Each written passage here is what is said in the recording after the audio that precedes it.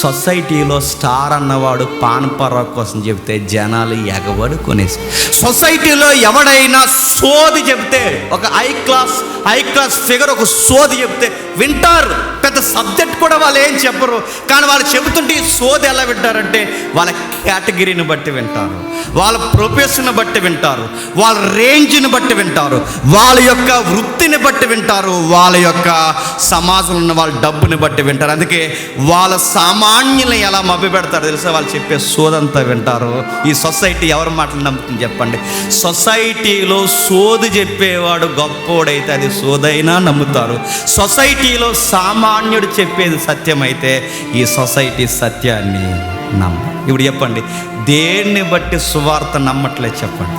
గొప్పోడు చెప్పండి, చిన్నోడు. గొప్పోడు ఏది చెప్పినా గొప్ప, చిన్నోడు ఎంత గొప్ప సత్యం చెప్పినా అది చిన్నదే లెక్క.